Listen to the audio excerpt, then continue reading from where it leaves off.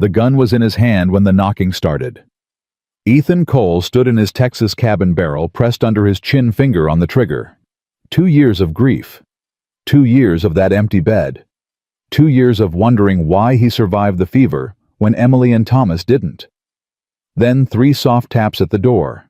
He lowered the gun, opened the door, and saw a nightmare that would save his life. Before we begin, friend, hit that subscribe button. Stay till the end to see if love can really conquer a town's cruelty. Drop a comment with your city so I can see how far this story travels. Now let's ride. The woman fell into his arms before he could speak. "Please," she gasped. Her breath rattled. "Please, mister. Take my children." Ethan caught her by pure instinct. Skin and bones, that's all she was. Behind her, 4 small shapes huddled in the darkness. Barefoot, bleeding feet wrapped in torn flour sacks. Eyes like animals caught in lantern light, wild with hunger, dull with resignation. The oldest, a girl, maybe 10, held a baby against her chest. 2 boys clung to each other, identical faces smeared with dirt and tears. A tiny thing, couldn't be more than 4, gripped the older girl's dress with white knuckles. "Ma'am?" Ethan started. "I'll go," the woman interrupted. Her voice cracked like dry leather. "I'll walk into the desert. Just let them eat.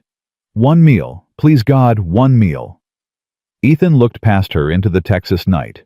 No horse, no wagon. The nearest town was 8 miles south through Rattlesnake Country and Scorpion Hills. "How far did you walk?" His voice came out rougher than he meant. "From Austin." 8 miles. Barefoot. With 4 children. "When did they last eat?" The woman's face crumpled. 5 days. Real food, I don't remember." Something inside Ethan's chest, something he thought had died with Emily, cracked open. He stepped back, pulling the door wide. "Get inside." "I can't pay. I didn't ask you to." The woman stared at him like he'd spoken a foreign language, like kindness was something she'd forgotten existed. "All of you," Ethan said, looking at the children. "Now."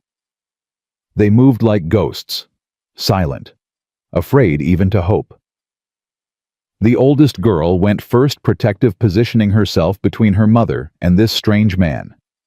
The twins came next, holding hands so tight their fingers were white.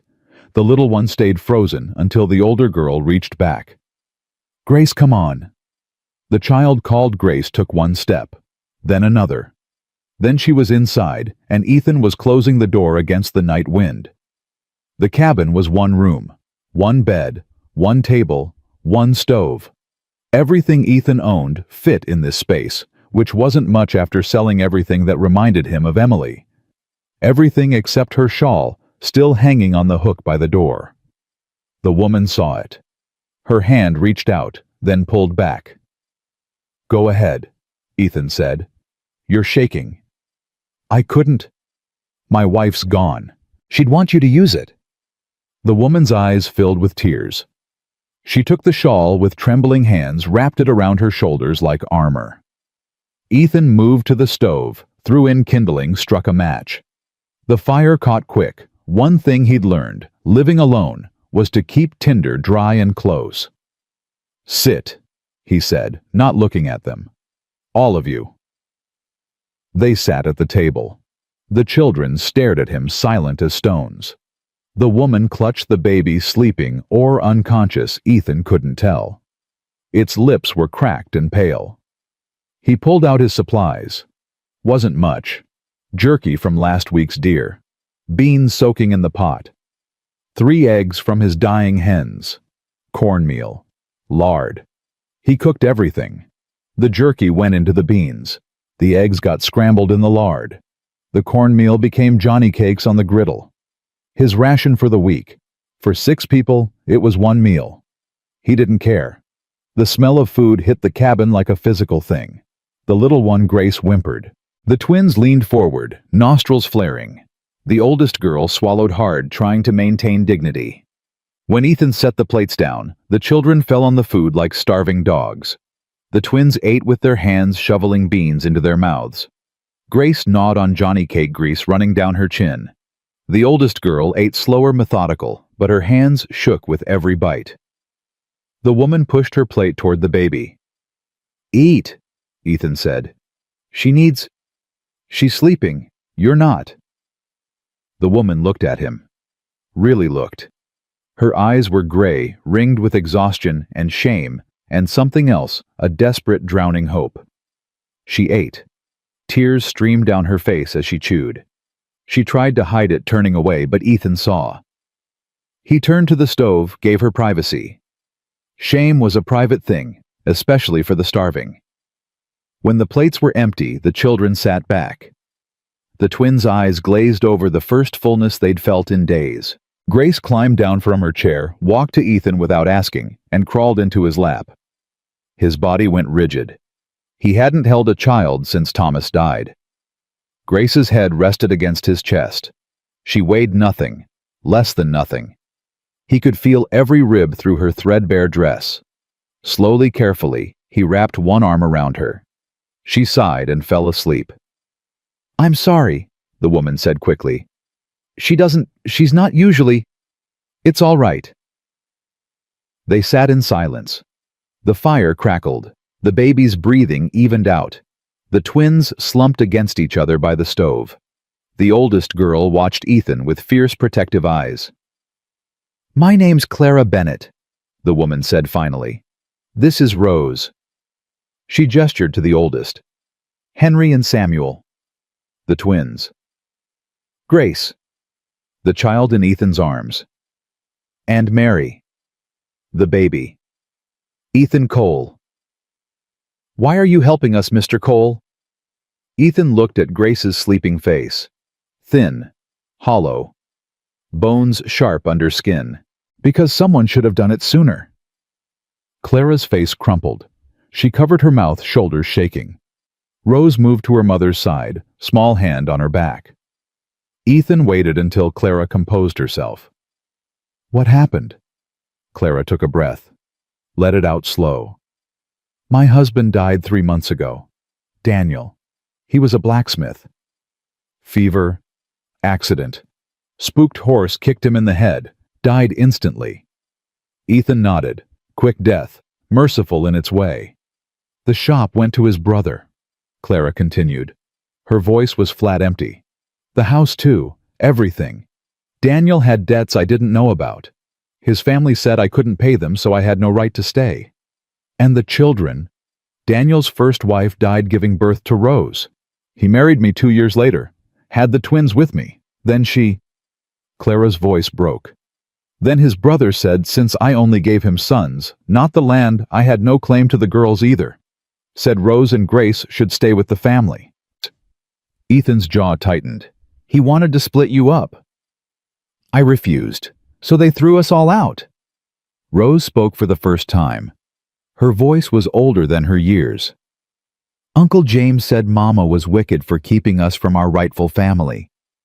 Clara's hand covered Rose's. "I tried finding work. Washing, mending, cooking. No one would hire me. The preacher's wife said..." She stopped. "Said what?" "That if I was a decent woman, God would have provided." Ethan's anger flared hot and sudden. "God did provide. He sent you here." Clara's eyes widened. She pulled the shawl tighter, like it could shield her from unexpected kindness. "I knocked on every door in Austin," she whispered. "Every single one. Begged. Offered to work for scraps. Mrs. Pritchard said I was lying about Daniel's debts, that I must have spent the money on drink." "Did you?" "I don't drink." "Then Mrs. Pritchard's a fool." The corner of Clara's mouth twitched, almost a smile. Not quite. Henry stirred by the stove. His eyes opened, landed on Ethan. "Are you gonna hurt us?" The question was blunt, hard. The question of a 7-year-old who'd learned adults couldn't be trusted. "No," Ethan said. "You promise?" "I promise." "What if we're bad?" "Then I'll tell you to stop being bad, that's all." Henry studied him. then nodded and closed his eyes again. Samuel whispered, "I like him, Henry." "We'll see," Henry muttered. Clara stood. We should sleep. You've been kind, but where will you go?" Clara had no answer. Ethan shifted Grace in his arms. "You'll stay. We'll figure out the rest." "Mr. Cole." "Ethan." "Ethan." Clara's voice shook. "I have nothing. I can't pay you. I can't." "I'm not asking you to." "But why?" "You don't know us." Ethan looked around the cabin, at the children, at Clara's desperate, searching face. "My wife died 2 years ago," he said quietly. "Fever took her. Took our son, too. His name was Thomas. He was 5. Clara's hand went to her mouth. "I buried them out back." Ethan continued. "Carved their names into wood markers. And for 2 years I've been—" He stopped, started again. "Tonight when you knocked I was holding my gun, trying to decide if living alone was worth the effort." Silence. "Then you knocked," Ethan said. "And I opened the door, and I saw 5 people who needed to live more than I needed to die." Clara's tears came freely now. "Ethan." "I know hungry," he said. "I know cold. I know what it's like when the world decides you don't matter. So if you're asking why I'm helping, that's why. Because I know." Clara sank back into her chair. Rose knelt beside her, gripping her hand. The twins had fallen asleep by the stove, curled into each other like puppies. "I can work," Clara said. "I can mend, cook, clean. We'll talk about it tomorrow." "But—" "Clara." Ethan's voice was gentle but firm. "You walked 8 miles barefoot with 4 starving children. You fought off the devil himself to keep them alive. You've already worked. Tonight, you rest." Clara nodded. She looked at the bed, the only bed. "Where will you sleep?" "Floor's fine." "I can't take your bed." "You're not. The children are." They settled the kids in the bed together. Rose on the outside, twins in the middle, Grace curled between them. Mary slept in a drawer lined with blankets placed beside the bed where Clara could reach her. Clara took the floor next to Mary's drawer. Ethan moved to the rocking chair by the stove. "Ethan," Clara's voice came soft from the darkness. "Yeah. Thank you. Get some sleep." "I mean it. Thank you." Ethan stared at the ceiling beams. Carved into the wood were initials E+E, him and Emily. Their wedding year, 1883. 2 years ago might as well be 2 lifetimes.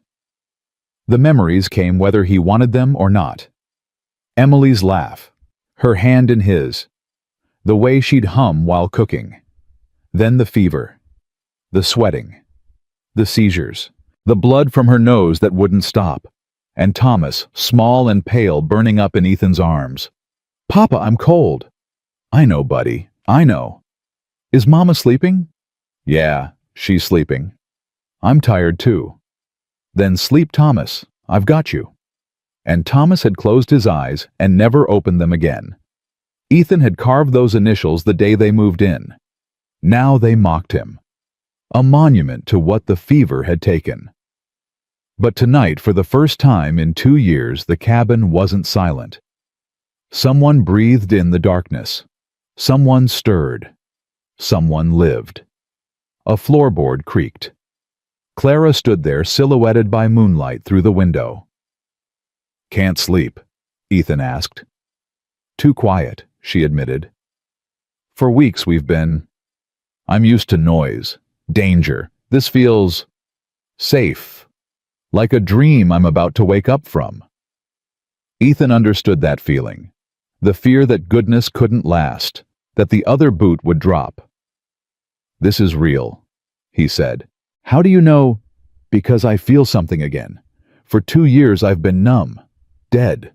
Now I'm—" He searched for words. "Now I'm angry that someone let you suffer.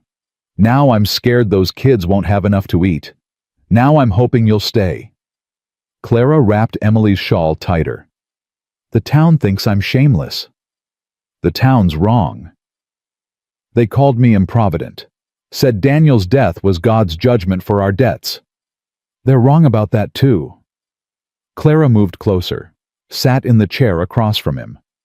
You lost someone too. It wasn't a question. I lost everything, Ethan said.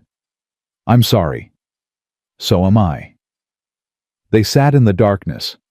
Two people carved hollow by loss, filling the quiet with shared understanding. What will we do about food? Clara asked finally. Ethan touched his vest pocket. His father's watch, the only valuable thing he owned besides the horse. I'll go to town tomorrow, trade for supplies. With what? I'll manage. Clara's eyes narrowed.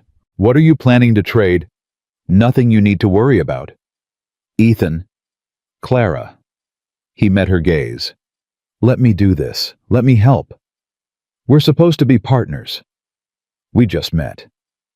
Then let's start being partners now. Despite everything, Ethan almost smiled. This woman had walked through hell and she still had fight in her. All right, he said. Partners. Outside, coyotes yowled in the hills. Inside, Mary whimpered. Clara rocked the drawer gently with one foot, and the baby settled. Your wife, Clara said softly. What was she like?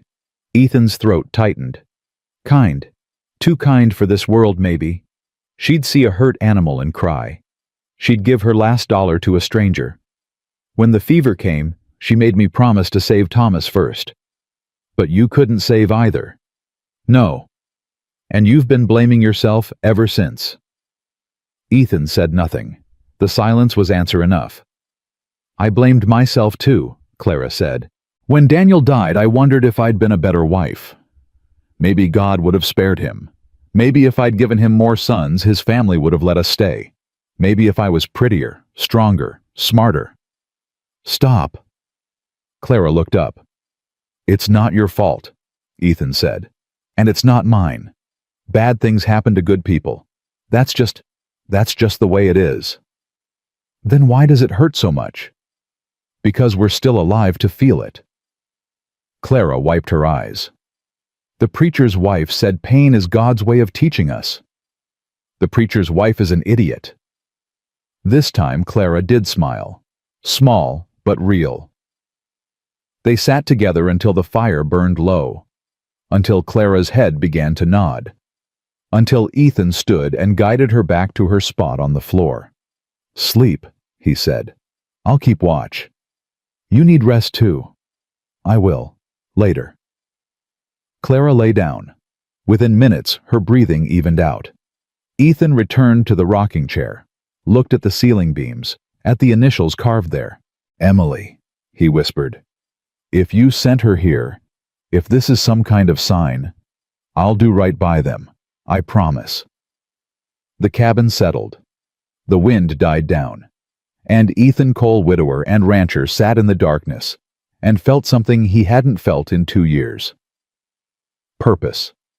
The night stretched on. At some point, Ethan dozed, head tipping forward. He dreamed of Emily and Thomas. But for once they weren't dying. They were smiling, waving, pointing at something behind him. He turned in the dream and saw Clara and the children standing in sunlight. Take care of them, Emily said. Her voice came from everywhere and nowhere. They need you. I don't know how. You'll learn. What if I fail? You won't. Not this time. Ethan woke with a start. Dawn light crept through the window, gray and thin. The children still slept tangled together in the bed. Clara was awake, feeding Mary drops of water from a tin cup. She looked up when Ethan stirred. Morning, she whispered. Morning. I've been thinking. About what you said. About being partners. Clara set down the cup.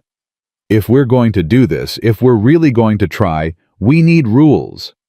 Rules. Boundaries. Expectations.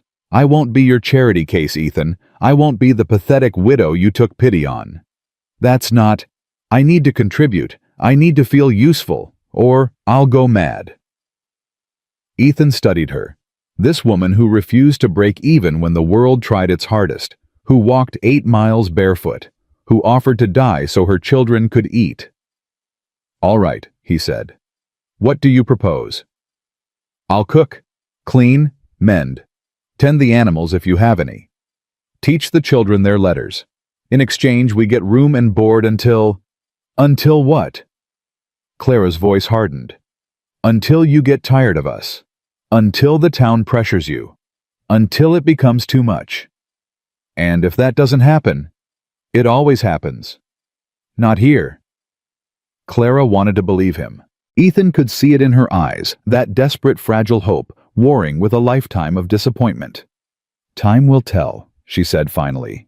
"Yes," Ethan agreed. "It will." Rose stirred in the bed. Her eyes opened, landed on Ethan, and she went still. "Morning, miss," Ethan said quietly. Rose sat up slowly. "It's real. Last night was real. It's real. We're really here. You're really here." Rose looked at her mother, at Ethan, at her siblings sleeping peacefully for the first time in months. Then she started to cry. Not sad tears, relief tears. The kind that come when a burden finally lifts. Clara moved to the bed, gathered Rose into her arms. "It's okay, sweetheart. We're okay." "I was so scared, Mama." "I know. I thought we were gonna die." "We didn't. We're here." Ethan stood, moved to the stove, gave them space, started a fire, put on coffee. It wasn't much, just grounds boiled in a pot, but it was something. The twins woke next. Samuel first, then Henry. They blinked in the morning light, confused. "Where are we?" Henry asked. "Safe," Rose said. "Whose house?" "A friend's." Henry's eyes found Ethan, narrowed. "He's not our friend. We just met him. He fed us. So people do nice things when they want something." Clara's face fell. "Henry—" "It's true Uncle James was nice at first. Then he threw us out." Ethan turned from the stove, knelt down to Henry's level, the boy's jaw set defiant and scared. "You're right," Ethan said. Henry blinked. "What?" "You're right to be suspicious. You've been hurt. You've learned adults lie. So you're protecting yourself and your family. That's smart. Then why should we trust you?" "You shouldn't. Not yet. Trust is earned." Ethan stood. "So I'll earn it, day by day, until you believe me." Henry stared at him, then nodded slowly. "Okay. Okay." Samuel tugged Ethan's sleeve. "Are you gonna teach us stuff?" "What kind of stuff?" "Ranch stuff, horse stuff, man stuff." Despite everything, Ethan smiled. "Yeah, I'll teach you." "Promise?" "Promise." Grace woke last. She sat up, rubbed her eyes, and looked around the cabin. When she saw Ethan, her face lit up. "Mr. Ethan!" She scrambled out of bed and ran to him, wrapped her arms around his leg. Ethan froze. Then slowly he patted her head. "Morning, little bit. I'm hungry. I bet you are."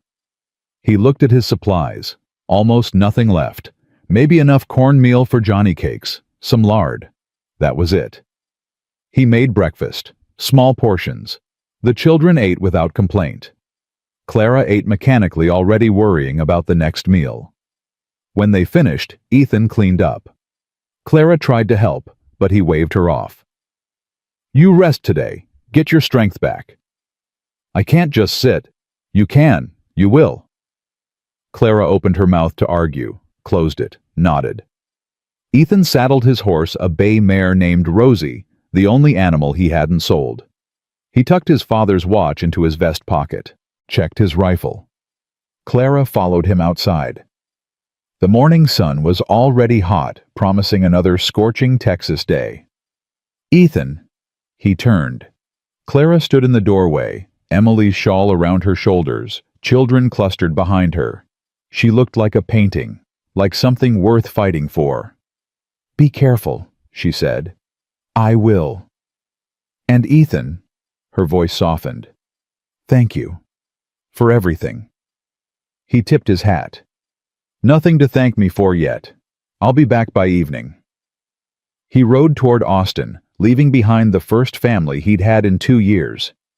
And as Rosie's hooves hit the dusty trail, Ethan Cole made a decision. Whatever it took, whatever he had to sell, trade, or sacrifice, he'd keep them safe. All of them. Even if it killed him. Austin looked the same as it always did, dusty, mean, and full of people who'd rather watch you drown than throw a rope. Ethan rode down Main Street just past noon. Heat shimmered off the wooden storefronts. A few folks sat in the shade of the general store's awning, fanning themselves and watching the world with dead eyes. Mrs. Pritchard stood outside the boarding house, beating a rug like it had personally offended her. She saw Ethan and her lips pursed tight. He tipped his hat anyway. She turned her back.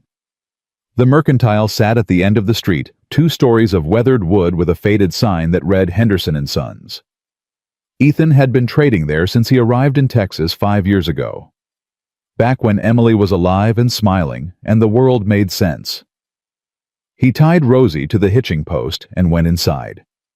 The bell above the door chimed. Cool air and the smell of leather tobacco and coffee hit him. Jebediah Henderson stood behind the counter, spectacles perched on his nose, writing in a ledger. He looked up. His expression went carefully neutral. Ethan. Jeb. Been a while. Month or so. Henderson closed the ledger. What can I do for you?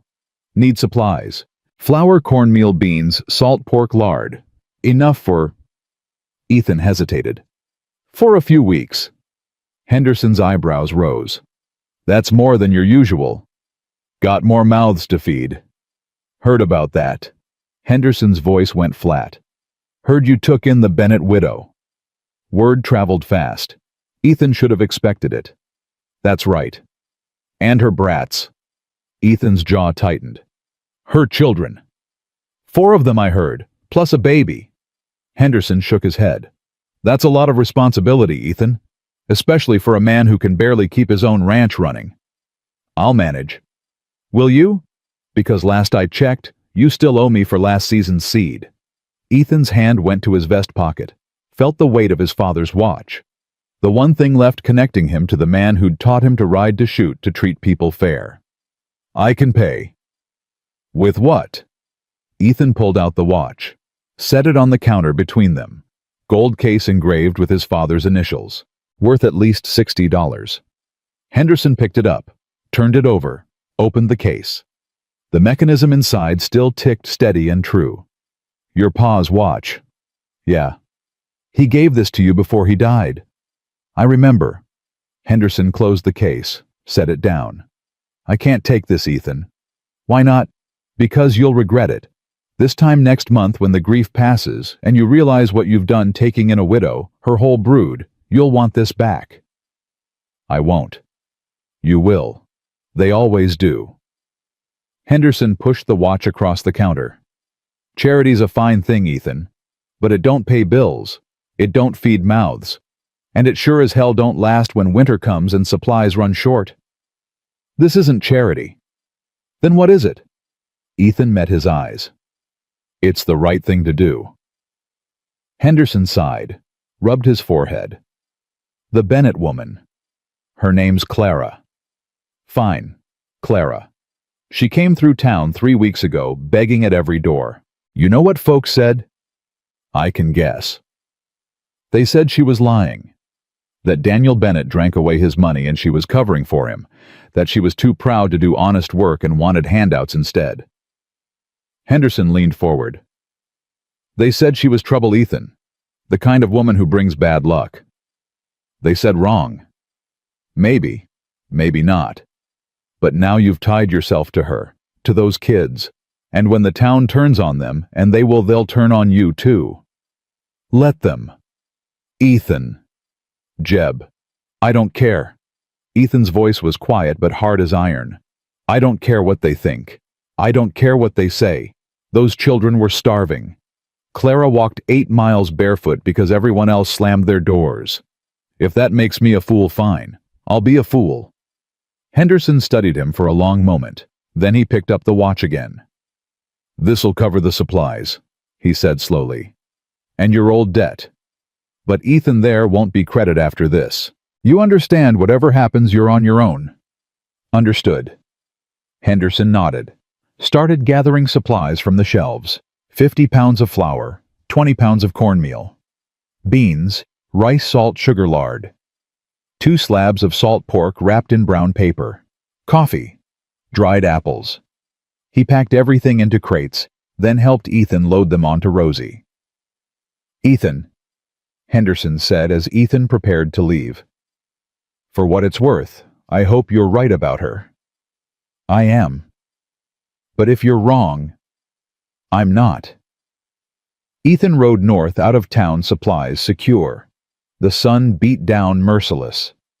Sweat soaked through his shirt, but his chest felt lighter than it had in months. He was halfway home when he saw the rider coming from the opposite direction. Black horse, black coat despite the heat, silver hatband catching the sun. Raymond Calhoun. Ethan's hand moved instinctively to his rifle, then stopped. This wasn't the war. This was Texas. And men didn't shoot each other over old grudges, usually. Calhoun reined his horse to a stop, blocking the trail. He was a big man, gone soft around the middle, but still strong in the shoulders. His face was weathered eyes, cold as creek stones. Cole. Calhoun. Heard you took in some strays. News travels. It does. Calhoun's smile didn't reach his eyes. Heard it's the Bennett widow, and her litter. Ethan's grip on the reins tightened. You got a point. Just wondering about your thinking. You're barely scraping by as is. Adding 5 more mouths, that's foolish. Unless... Calhoun's eyes narrowed. Unless you got other reasons. Such as... Woman like that, alone, desperate. I imagine she's very grateful for your help. The implication hit like a fist. Ethan's jaw clenched so hard, his teeth ached. Watch yourself, Calhoun. I'm just saying what everyone else is thinking. Man takes in a widow, lets her live under his roof, people talk. Then people are idiots. Maybe. But idiots vote. Idiots serve on juries. Idiots decide who gets loans and who gets foreclosed. Calhoun leaned forward in his saddle. You still owe me money, Cole. From when I bought out your note from the bank. $500 due by end of summer. Ethan had forgotten. Or tried to. After Emily died, he'd stopped caring about debts, about the ranch, about anything except making it through another day. I remember. Good, because I'm calling it in. 3 months from now, 1st of October. You pay in full, or I take the land. That wasn't the agreement. I've got till next spring. Agreements change. Calhoun's smile turned cruel. Especially when debtors start harboring unwanted guests.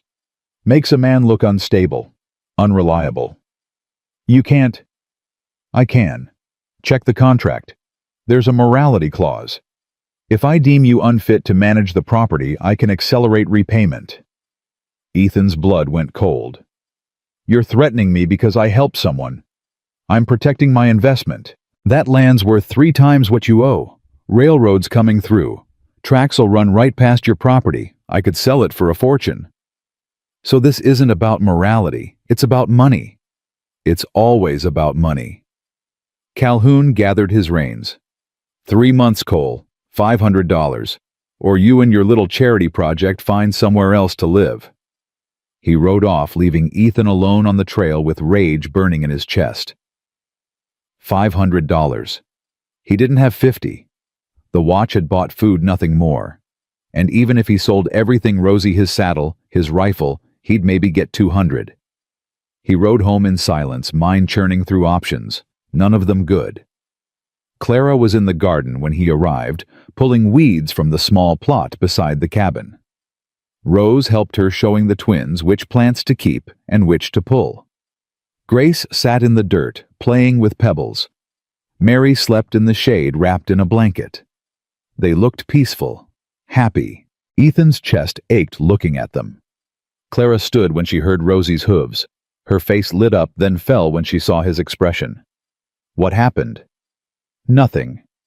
Ethan. Just a long ride. He dismounted, started unloading supplies. Got everything we need, food for a few weeks at least. Clara moved to help. Rose and the twins came running. Is that flour? Rose asked, eyes wide. It is. Real flour, not cornmeal. Real flour. Rose's face broke into a smile. Mama, we can make biscuits. We can. Clara's hands trembled as she touched the sack. Ethan, this must have cost. Don't worry about it. But, Clara. He met her eyes. Don't. She nodded slowly, helped carry the supplies inside while the children danced around them, chattering about biscuits and beans and real salt pork. That night, Clara made supper. Beans cooked slow with salt pork. Biscuits baked in the Dutch oven, golden and flaky. Coffee, real coffee, boiled on the stove. The children ate like it was Christmas. Even Henry smiled, biscuit crumbs on his chin. After supper, Ethan taught the twins to curry Rosie. Showed them how to hold the brush, how to move with long strokes, how to check hooves for stones. Samuel took to it naturally. Henry did it grudgingly, but did it. Rose asked if she could read from the Bible. Ethan gave her Emily's old copy pages, worn soft from handling. Rose read haltingly, sounding out words, but with growing confidence. Grace fell asleep in Ethan's lap again. He was getting used to it, the weight of her, the trust. When the children were in bed, Clara and Ethan sat outside. The night was cooler, stars bright overhead. You sold something important today, Clara said quietly. It wasn't a question. Doesn't matter. It does. What was it? My father's watch. Clara's breath caught. Ethan. He'd want me to use it, to help people. I'll pay you back. Somehow. I'll work. Clara, stop. I can't just take. You're not taking. I'm giving. Ethan turned to face her. There's a difference. Tears welled in her eyes. Why are you so good to us? Because someone should be. But why you? Why not someone with more money, more resources? Because I'm the one who answered the door. Clara wiped her eyes. I was so scared when I knocked. I thought I knew you'd probably turn us away. Everyone else had. But I saw the light in your window and I thought, maybe, just maybe. I'm glad you knocked. Even though we're trouble. Even though the town will talk. Ethan thought about Calhoun, about Henderson's warning, about the debt hanging over his head like a noose. Even though. Clara leaned against the porch railing. In town today, did anyone? Henderson sold me supplies. Calhoun threatened me, same as always. Threatened you how? Ethan hesitated, then decided she deserved the truth. I owe him money, on the ranch. He's calling in the debt early, 3 months instead of 9. Clara went very still. How much? $500. Do you have it? No. Can you get it? Not legally? Clara's face paled. So if you don't pay, he takes the land, the cabin, everything. Because of us. Because of him. This isn't your fault, Clara. But if you hadn't taken us in, then I'd still owe the money. Calhoun would still want the land. The only difference is, I'd be alone when I lost it. Ethan stood. At least now I've got something worth fighting for. Clara stood too. She was close enough he could smell the soap she'd used to wash his soap lavender from Emily's old bar. Close enough to see the tears on her cheeks. We should go, she whispered. The children and I. We'll leave tomorrow. Find somewhere else. No. Ethan? No. His voice was firm. You're not leaving. We're not giving up. But $500? I'll find a way. How? I don't know yet, but I will. Clara searched his face. You really mean that? I do. She took a shaky breath. Then let me help. I can work in town. Washing, mending. They won't hire you. Then I'll work for you. Earn my keep. I can... She gestured helplessly. I can do something. Ethan caught her hands. They were rough from work, scarred from hardship, but they were warm and alive and real. You already are, he said quietly. You're here. You're keeping this cabin from being a tomb. You're giving me a reason to wake up. That's enough.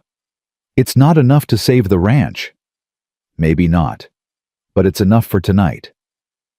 They stood there, hands clasped, while the stars wheeled overhead.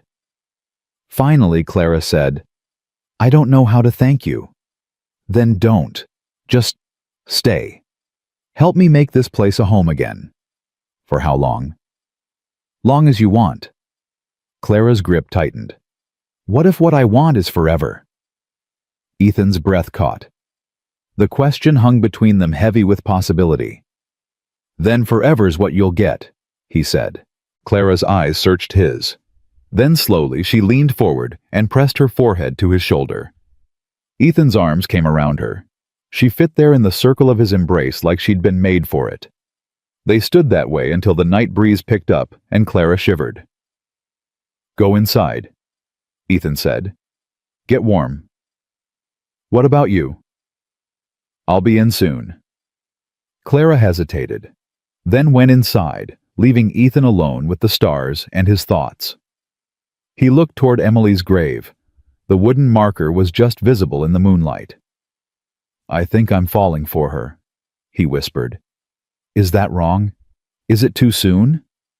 The wind rustled through the grass. Ethan took it as permission. The next morning brought trouble on a pale horse. Ethan was teaching Henry to throw a rope when he saw the wagon. Black, official-looking, pulled by two matched grays. Clara saw it too. She went pale. Ethan?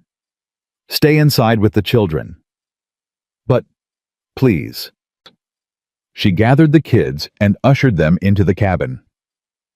Rose looked back once, face tight with worry. The wagon stopped 20 feet from the porch. Two men climbed down. One was Sheriff Tom Briggs' badge glinting on his chest. The other was a thin man in a suit carrying a leather case. Ethan? Briggs said, tipping his hat. Tom? This is Walter Hughes, county clerk. Hughes nodded. Mr. Cole. What can I do for you gentlemen? Briggs looked uncomfortable. Got a complaint filed yesterday about improper living arrangements. Ethan's blood went cold. Filed by who? Anonymous. Calhoun. Didn't say that. Didn't have to. Hughes opened his case, pulled out papers. Mr. Cole, it's been reported that you're cohabitating with a woman outside of wedlock. With children present. That violates local decency ordinances. We're not cohabitating. She's a guest. A guest who's been here 4 days, with children, sharing your roof. Hughes consulted his papers. Texas law is clear. Unmarried adults of opposite sexes cannot reside together unless they're family or employer-employee with separate quarters. So make her my employee. You can't afford separate quarters. No. Then the arrangement is illegal. Ethan's hands fisted. You're telling me I can't help someone in need because we're not married. I'm telling you, the law's the law. Briggs shifted his weight. Ethan, I got no problem with you helping folks. But the complaint's been filed. I gotta act on it. What's he want, Calhoun? What does he want? I didn't. Tom, we've known each other 5 years. Don't insult me. Briggs sighed. He wants you to send her away. Or marry her proper. Those are the options. And if I don't, then we arrest you for violating decency laws. Mrs. Bennett goes to jail for vagrancy. Children go to the orphanage in San Antonio. Clara appeared in the doorway, face white. No. Ma'am, Briggs started. You're not taking my children. Nobody wants to take your children, but the law says I'm not good enough to keep them. That's what you mean. Clara's voice shook with rage.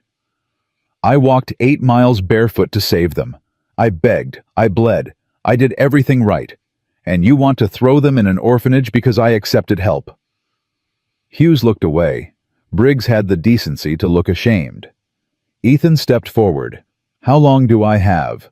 To what? To decide between sending them away or marrying her. Hughes checked his papers. Ordinarily 24 hours, but given the circumstances, Sheriff Briggs convinced me to give you 3 days. 3 days to get married or ruin 5 lives. 3 days to make a legal arrangement. Yes. Ethan looked at Clara, at the children crowded behind her in the doorway, at the life he'd started building from the ashes of the old one. Then I'll marry her, he said. Clara gasped. Ethan, 3 days from now you'll have your legal arrangement. Hughes nodded. We'll need witnesses. And the ceremony has to be official. Reverend Walker can do it. Fine. And Mr. Cole, this isn't a joke. If you're doing this just to get around the law, I'm doing this because it's right. Ethan's voice was cold as winter. Now get off my property. Briggs and Hughes climbed back into the wagon. As they pulled away, Briggs called back, I'm sorry, Ethan. I truly am. Ethan didn't answer. When the wagon was out of sight, Clara rushed down the steps. You can't do this. I already did. Ethan, you proposed because the law forced you. That's not how it should be. How should it be? It should be because you want to. Because you love someone. Not because... Her voice broke. Not because it's the only way to keep children from being taken. Ethan caught her shoulders. Clara, look at me. She did.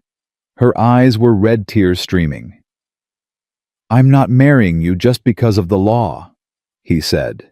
I'm marrying you because I want you to stay, because I want those kids to have a home, because for the first time in 2 years I wake up and feel something other than grief. But, do I wish it was happening different? Yeah. I wish I could have courted you proper, taken you to dances, bought you flowers, done all the things a man's supposed to do. He brushed a tear from her cheek. But we don't get that. We get 3 days and a forced decision. So I'm making it. What if you regret it? I won't. What if I'm not what you need? You already are. Clara stared at him. Then suddenly she was in his arms, sobbing against his chest. Ethan held her while she cried. The children watched from the doorway, silent and scared. Finally, Clara pulled back. If we do this, if we really do this, it has to be real. It will be. I mean it, Ethan. I won't be your wife in name only. I won't sleep on the floor while you take the bed. I won't be treated like... Clara. He cupped her face. You'll be my wife, in every way, I promise. She searched his eyes, found truth there. Okay, she whispered. Okay. Behind them, Rose's voice rang out. Mama's getting married. The twins cheered. Grace clapped. And despite everything, despite the forced timeline, despite Calhoun's threats, despite the debt and the danger, Clara laughed. It was the most beautiful sound Ethan had ever heard. That night, after the children were asleep, Ethan sat outside, whittling a piece of wood. His hands moved automatically, shaping something he couldn't quite see yet. Clara joined him, wrapped in Emily's shawl. What are you making? Don't know yet. She sat beside him. I'm scared. Me too. What if this doesn't work? Then we'll figure something else out. You make it sound simple. It's not, but giving up is worse. Clara watched him whittle. Tell me about her, Emily. Ethan's hands stilled. Why? Because if I'm going to be your wife, I need to know about your first one. I need to know I'm not just replacing her. Ethan set down the knife, looked at the stars. Emily was sunshine. he said finally. Everything good and warm and bright. She laughed at my terrible jokes. She sang while she cooked even though she couldn't carry a tune. She cried when we had to butcher chickens. She sounds wonderful. She was. And when she died, I thought... His voice caught. I thought the world had ended, that I'd never feel anything good again. Clara's hand found his. But you do now. Yeah, I do. Because of us. Because of you. He turned to face her. Clara, you're not replacing Emily. You couldn't. But you're giving me something I thought I'd lost. Hope. Purpose. A reason to keep going. Is that enough for a marriage? I don't know, but I'd like to find out. Clara leaned her head on his shoulder. They sat in silence, watching stars wheel overhead. Finally she said, 3 days. 3 days. That's not much time to plan a wedding. Don't need much, just you, me, and someone to say the words. Rose will want to be there, the children. Then they'll be there. What will I wear I don't have? She looked down at her ragged dress. I don't have anything nice. You'll wear whatever you want. You'll be beautiful regardless. Clara's eyes filled with tears again. How do you do that? Do what? Say exactly what I need to hear. Practice, I guess. Emily trained me well. They smiled. Then Clara sobered. Ethan, after we're married, what happens with the debt? I'll figure it out. But $500. One problem at a time. First we get married. Then we deal with Calhoun. And if we can't pay, then we leave, together. Start somewhere new. You'd give up your land. I'd give up everything before I'd give up you. The words hung in the night air more binding than any legal contract. Clara turned to him. Her face was inches from his eyes reflecting starlight. I think I'm falling in love with you, she whispered. Ethan's breath caught. You think... I know I am. I'm falling in love with you, Ethan Cole. Good, he said. Because I'm already there. He kissed her then. Soft, tentative asking permission.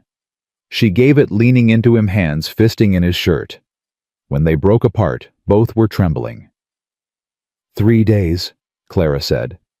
3 days. Ethan agreed. And somewhere in the darkness, a coyote howled. But for once, it didn't sound like a threat. It sounded like the future calling. The morning of the second day, Ethan woke to the sound of hammering. He stumbled outside, still pulling on his boots, and found Clara on the porch with a piece of wood and a rock trying to fix a loose board. What are you doing? She looked up, hair falling loose around her face. The third step's been wobbling. Thought I'd fix it before someone breaks an ankle. Clara, you don't have to. I know I don't have to. I want to. She hit the nail again. Mist hit her thumb instead. Damn it! Ethan took the rock from her hand, examined her thumb. Already swelling. Let me. I can do it? I know you can. But you don't have to do everything alone anymore. Clara's eyes filled with tears. Again. She'd been crying at the smallest things since yesterday. His kindness, the children's laughter, the fact that there was enough food for breakfast. I'm being foolish, she said, wiping her face, crying over a loose board. You're not foolish. You're tired and scared and trying to control something in a situation where you've got no control. How do you know that? Because I did the same thing after Emily died. Fixed every broken thing on this ranch. Mended fences that didn't need mending. Built a new chicken coop when the old one was fine. Anything to feel useful. Clara sank onto the step. Did it help? No, but it gave me something to do besides think. That's what I need. Something to do. Something that's not... She gestured helplessly. This. Waiting. Wondering what comes after the wedding. Ethan sat beside her.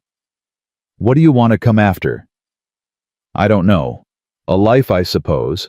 A real one. Not just survival. Then that's what we'll build. With what? We don't have money. We don't have time. Calhoun's going to take this place in 3 months. Clara. Ethan caught her hand. One day at a time. Today we fix the step. Tomorrow we get married. The day after we figure out the rest. She leaned against him. You make it sound possible. It is possible. How can you be sure? Because I've already lost everything once. And I survived. We'll survive this too. Rose appeared in the doorway, Grace on her hip. Mama, Grace is hungry. Clara stood immediately, wiping her eyes. I'll make breakfast. I can do it, Rose offered. You're 10 years old, sweetheart. You shouldn't have to. But I want to help. Rose's face was earnest, desperate. Please, Mama, let me do something. Clara looked at Ethan. He nodded. All right, Clara said, but I'm supervising. They went inside together, leaving Ethan alone with the loose board. He fixed it in 3 swings, then stood looking at his land. 500 acres of scrub grass and rocky soil. 1 cabin. 1 barn. A dozen scrawny cattle that were more trouble than profit. A garden that barely produced enough to feed 1 person, let alone 7. This was what he was offering Clara. Not much of a life. Not much of a future. But it was all he had. He walked to Emily's grave. The wooden marker was weathering, letters fading. He'd need to replace it soon. I'm getting married tomorrow, he said to the marker, to the ground, to the memory of the woman he'd loved.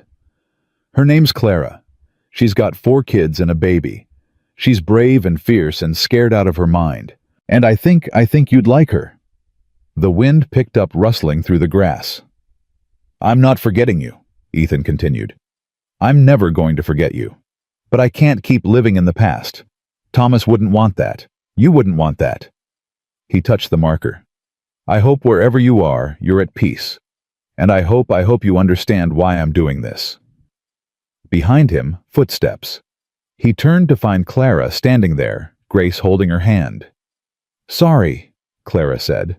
I didn't mean to interrupt. You're not interrupting. Grace tugged free and ran to the marker. Who's Emma? My wife. My first wife. Where is she? She's sleeping, under the ground. Grace frowned. Is she cold? Ethan's throat tightened. No, sweetheart, she's not cold. Good. I don't like being cold. Grace touched the marker gently. Hi, Emma. I'm Grace. Mr. Ethan's gonna marry my mama tomorrow. Clara made a small sound.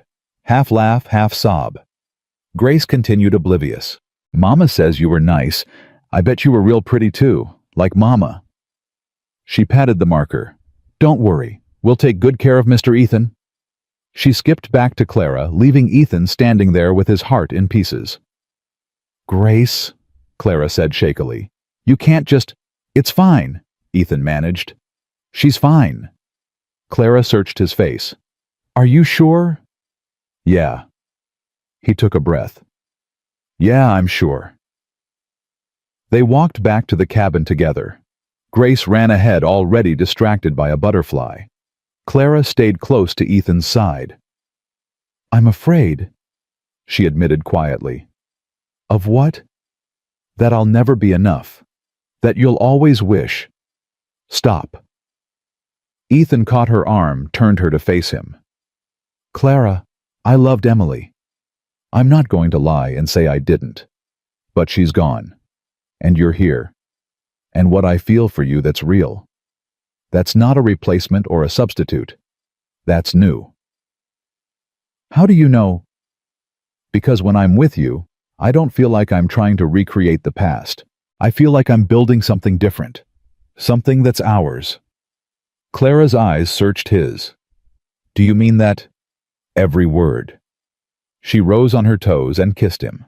Quick, soft, then pulled back with a blush. Sorry, I shouldn't have. Don't apologize. Ethan smiled. After tomorrow, you can kiss me whenever you want. That's a dangerous promise. I'm willing to risk it. They walked hand in hand back to the cabin, where the children were arguing about who got to set the table. That afternoon, Reverend Isaiah Walker came calling. He rode up on a sway-backed mule Bible tucked under one arm, wearing a coat that had seen better decades. He was older than Ethan remembered, hair completely white now, face lined deep with years of hard living. But his eyes were kind. "Mr. Cole?" he said, dismounting stiffly. "Reverend? Heard you need a preacher tomorrow. Word travels fast. In a town this small, word travels faster than cholera." Walker tied his mule to the post. "Also heard you're marrying the Bennett widow to keep the law off your back." Ethan bristled. "That's not easy, son. I'm not here to judge. I'm here to make sure you know what you're doing." "I know." "Do you? Because marriage isn't something you do out of convenience or charity. It's a covenant, before God and man. I'm not marrying her out of charity." Walker studied him. "Then why are you marrying her?" "Because I want to. Because she needs protection.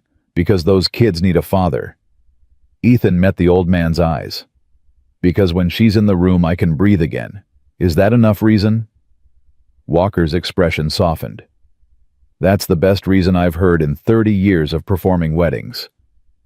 Clara appeared in the doorway, wiping flour from her hands. When she saw Walker, she froze. "Mrs. Bennett," Walker said, tipping his hat. "Reverend." Her voice was wary. "I'm here to talk about tomorrow, if you'll have me." Clara glanced at Ethan. He nodded. She stepped outside, closing the door behind her. "I won't pretend this is ideal circumstances," Walker began. "Forced marriage because of legal threats, that's not how God intended it. But I've seen worse foundations build stronger houses." "Have you?" Clara asked quietly. "I have. My own marriage started because my master sold my first wife away. When freedom came, I married again. A woman I barely knew. We had nothing in common except scars and survival." He smiled. "We were married 43 years before she passed. Had 6 children, 14 grandchildren. Built a life from nothing but determination and faith." Clara's eyes filled with tears. "I don't have faith anymore, Reverend. Not after everything." "That's all right. Faith's not a requirement for love, just a helpful companion." "What if we fail? What if this doesn't work?" "Then you'll have tried. That's more than most people can say." Walker opened his Bible. "I need to ask you both something, and I need honest answers." "All right," Ethan said. "Mrs. Bennett, are you entering this marriage of your own free will, or are you being coerced?" Clara looked at Ethan, at the cabin, at the land stretched out under the Texas sun. "My own free will," she said firmly. "Mr. Cole, are you prepared to take on not just a wife, but 4 children and an infant, to provide for them, protect them, raise them as your own?" "I am. Even if it costs you everything." "Even then." Walker nodded. "Good. Then let's talk about tomorrow." They spent an hour going over the ceremony. Walker kept it simple vows rings, if they had them, a prayer. No frills. No pretense. "Do we need rings?" Clara asked. "They help, but they're not required." Ethan remembered the wedding band he'd buried with Emily. He'd wanted her to have it to carry into whatever came after. But now he wished he'd kept it. "I'll figure something out," he said. After Walker left, Clara went back to cooking. Ethan found a piece of copper wire in his tool shed and spent the evening bending it into a circle. It was crude rough, nothing like a real ring. But it was something. Rose found him on the porch working by lantern light. "What's that?" "A ring. For your mama." Rose sat beside him. "It's pretty." "It's not. But it'll have to do. She'll like it anyway. Mama doesn't care about fancy things." "What does she care about?" Rose thought about it. "Us. Keeping us safe. Keeping us together." She looked at Ethan. "Are you really going to be our pa?" The question hit harder than Ethan expected. "If you'll have me." "I will. Samuel and Grace will too. Henry." Rose hesitated. "Henry's scared." Of me. Of losing someone else. Our first PA died. Henry thinks if he loves you, you'll die too. Ethan's chest ached. I can't promise I won't die, Rose. Nobody can. But I can promise I'll do everything in my power to stay alive. For you. For all of you. That's all we can ask for, I suppose. She leaned against his shoulder, and they sat together, watching the stars come out. The morning of the wedding, Ethan woke before dawn. Couldn't sleep. Too much churning in his mind. He dressed in his only good shirt, the one he'd worn to bury Emily. It felt wrong then right. She'd want him to move forward, to live. He shaved carefully, nicked himself twice, made coffee, burned the first pot. Clara emerged from the cabin at sunrise, the children trailing behind her. She wore the same dress she'd arrived in, washed and mended as best she could. Her hair was pulled back, a few wildflowers tucked behind her ear. She looked terrified. Morning, Ethan said. Morning. They stared at each other. You can still change your mind, Clara said suddenly. So can you. I don't want to. Neither do I. Rose cleared her throat. Mama, we need to fix your hair. What's wrong with my hair? It's all... Rose gestured vaguely. We need to make it pretty. Clara looked at Ethan helplessly. He smiled. Go. Let them fuss. The girls dragged Clara back inside. Ethan heard giggling, then Clara's laugh, nervous but real. Henry and Samuel approached, dressed in their least ragged clothes. Mr. Ethan, Samuel asked. Yeah, bud. Are you scared? Terrified. But you're doing it anyway. That's what brave means, being scared and doing it anyway. Henry scuffed his boot in the dirt. Our first pa wasn't scared of anything. I bet he was, he just didn't show it. Are you gonna be a good pa? Ethan knelt to Henry's level. I'm going to try. I'll probably mess up, I'll probably make mistakes. But I promise I'll always care. And I'll always be honest with you, fair enough? Henry studied him with those old suspicious eyes, then nodded. Fair enough. They rode to town in the wagon, all 7 of them crammed together, Clara holding Mary. The other children pressed close. The morning was already hot, sun beating down merciless. Austin looked different in daylight, less menacing, just small and dusty and ordinary. People stared as they passed. Mrs. Pritchard stood outside her boarding house, arms crossed, face pinched. Henderson watched from his store window. A few folks nodded, some friendly, some curious, some openly hostile. The church sat at the end of Main Street. Small whitewashed bell tower leaning slightly to the left. Reverend Walker waited on the steps. Morning, folks. Morning, Reverend, Ethan said. Ready. As we'll ever be. Inside the church was blessedly cool. Pews stretched toward a simple altar. No decorations, no flowers. Just wood and sunlight through dusty windows. 3 people sat in the front pew. Ethan recognized Henderson and his wife. The third person was Sheriff Briggs, out of uniform, hat in his hands. Witnesses, Walker explained. Law requires 3. Clara's hand found Ethan's, squeezed tight.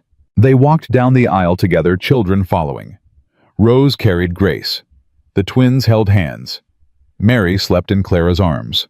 Walker positioned them at the altar. Dearly beloved, he began, then stopped. Actually, let's dispense with the formalities. Ethan Cole, do you take this woman to be your lawfully wedded wife, to have and to hold in sickness and health for richer or poorer until death parts you? Ethan looked at Clara, at her gray eyes wide with fear and hope, at the woman who'd walked 8 miles barefoot to save her children, who'd knocked on his door when he was holding a gun to his head, who'd given him a reason to live. I do, he said. Clara Bennett, do you take this man to be your lawfully wedded husband, to have and to hold in sickness and health for richer or poorer until death parts you? Clara's voice shook. I do. Rings. Ethan pulled out the copper wire circle. It caught the light, dull and imperfect. Clara's eyes filled with tears. It's not much. Ethan started. "It's perfect," she whispered. He slid it onto her finger. It fit. "By the power vested in me by the state of Texas and the grace of God, I now pronounce you husband and wife." Walker smiled. "Son, you may kiss your bride." Ethan cupped Clara's face, kissed her softly, reverently, while the children cheered and the witnesses clapped, and the future opened up before them like a door. When they broke apart, Clara was crying. Happy tears this time. "Mrs. Cole," Ethan said. "Mr. Cole," she answered. Behind them, Rose said loudly, "Can we eat now? I'm starving." Everyone laughed. The tension broke. They signed the papers, Clara's hand shaking Ethan's steady. Henderson and his wife signed as witnesses. Briggs signed as officiant. "Congratulations," Walker said. "May God bless this union." Outside, the sun was higher now, hot enough to shimmer off the dirt road. A few more people had gathered, curious, judgmental, some genuinely happy. "Mrs." Pritchard stepped forward. "Mr. Cole." "Ma'am." "I suppose congratulations are in order." "Thank you." She looked at Clara. "I hope you know what you've gotten yourself into." "I do," Clara said firmly. "Good, because that man's got nothing but debt and trouble. Then I guess we'll face it together." Mrs. Pritchard's eyes narrowed. Then unexpectedly she smiled. "You've got spine, girl. Maybe you'll do all right after all." She walked away, leaving Clara staring after her in confusion. "Was that approval?" Clara asked. "Close as you'll get from her," Ethan said. Henderson approached, next hat in his hands. "Ethan, I know things are tight, but if you need supplies before the situation with Calhoun resolves, come see me. We'll work something out." "Jeb, I can't take charity." "It's not charity, it's credit. Among friends." Henderson tipped his hat to Clara. "Mrs. Cole, welcome to the family." He left. Briggs came over, still holding his hat. "Congratulations, Ethan, ma'am." "Thank you, Tom," Clara said. "I'm sorry about how this all came about. The complaint, the law—" "You were doing your job," Ethan said. "Still, didn't sit right." Briggs hesitated. "Calhoun's not done, you know. He's angry you found a way around his trap." "Let him be angry. Just watch yourself, all of you." Briggs left. The crowd dispersed. Soon it was just Ethan, Clara, and the children standing in the dusty street. "What now?" Clara asked. "Now we go home," Ethan said. Home. The word felt different now, felt real. They piled back into the wagon. Grace fell asleep against Ethan's side. The twins chattered about the wedding. Rose held Mary, humming softly. Clara sat beside Ethan, their shoulders touching. Her copper ring caught the sunlight. "Are you all right?" he asked quietly. "I'm married." "Regret it already?" "No, it's strange. An hour ago I was Clara Bennett. Now I'm Clara Cole. Is that a good thing or a bad thing?" She leaned against him. "A good thing. A very good thing." They rode home in comfortable silence. When the cabin came into view, Clara sat up straighter. "It looks different." "How?" "Like it's ours now. Not just yours." Ethan understood what she meant. The cabin wasn't a tomb anymore. It was a home, full of noise and life and possibility. He helped Clara down from the wagon. The children tumbled out, already racing toward the house. Rose called for them to slow down. They ignored her. Clara stood looking at the cabin, at the porch, at the land stretching out under the endless sky. "What are you thinking?" Ethan asked. "That I've never had something worth fighting for before. Not like this. And now I'd fight the devil himself to keep it." Ethan took her hand. "Then let's go inside. Start our life."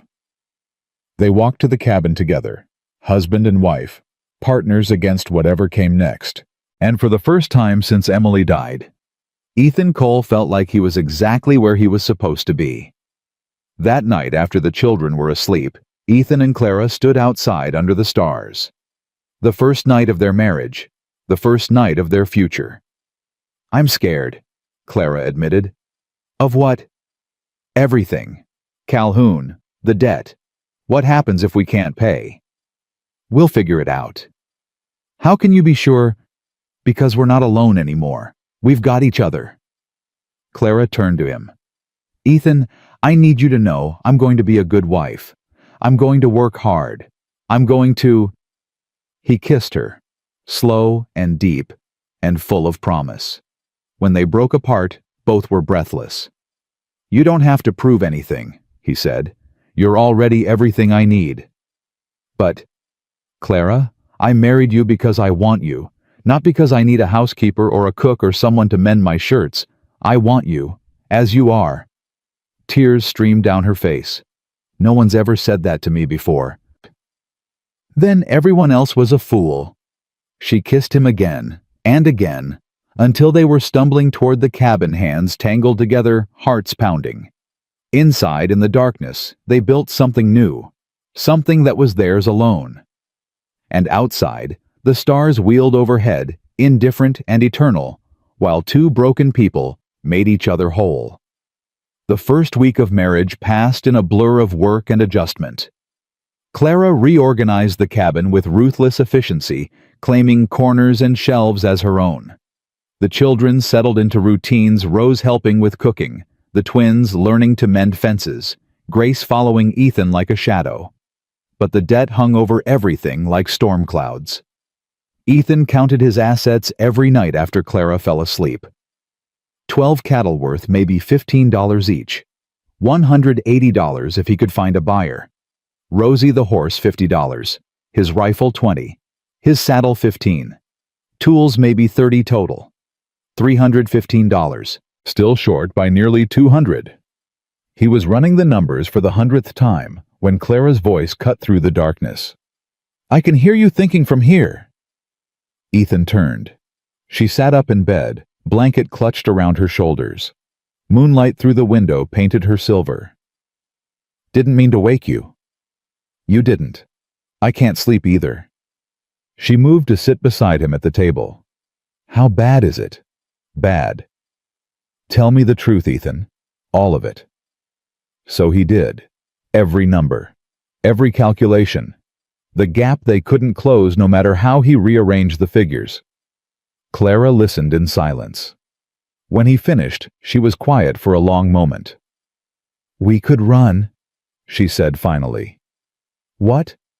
Pack up. Leave in the night. Head west.